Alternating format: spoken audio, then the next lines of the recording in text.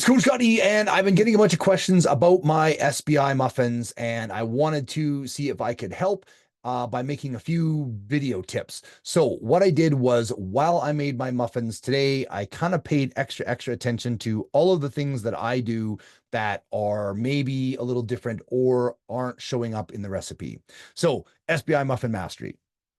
Now, first of all, we buy lots and lots of bananas, we let them rot, and then we freeze them. So first step for me is to take the bananas and put them in warm water in the sink and let them thaw until they're mushy. Okay, while they're sitting there in the warm water, I get all my ingredients together and I pull out my mix master and I put in swerve and the oil together. Now, I always make a double batch of muffins. I always make 24.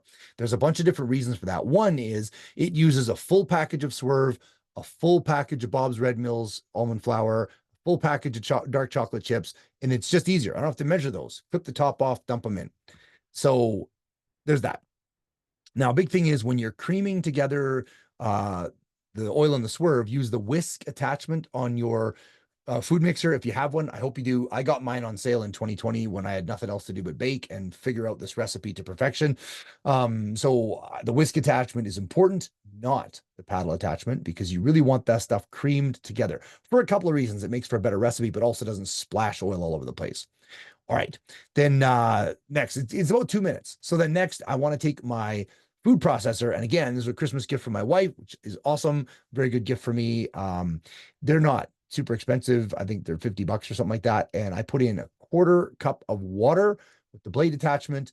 And then I put in the apples. Now, in the recipe, it says applesauce or apples. I'm going to tell you raw apples are infinitely better for a lot of reasons, not only nutritionally, because we know what's in them, but they have more moisture in them, which creates steam in the cooking process, which makes the muffins rise and have air entrainment and be fluffy.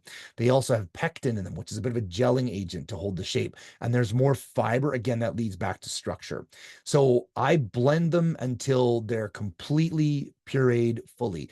And you'll notice it says 3 cups. In the recipe, it's a half a cup of applesauce. When I first developed this recipe, gosh, 6 years ago now, the applesauce was just for flavor and richness. But over the years, I've discovered by accident, I didn't have applesauce one day. So I just pureed apples and the recipe was better. And I've slowly added a little more apple, a little more apple, a little more apple. And I haven't measured it for a while, but I realized it's 1.5 cups per 12.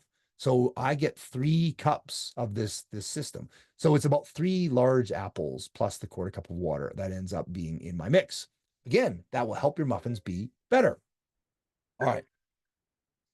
Once we got that figured out, then the next thing we're gonna do is go to the bananas, and I like clip off or pinch off the bottom end, not the top, because then I get that little black tail bit that's there. And then you glutch them into the bowl. It's kind of gross, but whatever. As long as they're mushy and not frozen in the middle anymore, then perfect. Then I put those right in with the creamed oil and swerve, and then I blend them for a good long time, right? Another 3 minutes. That puts more air in the batter. That's better ingredient combining. Okay.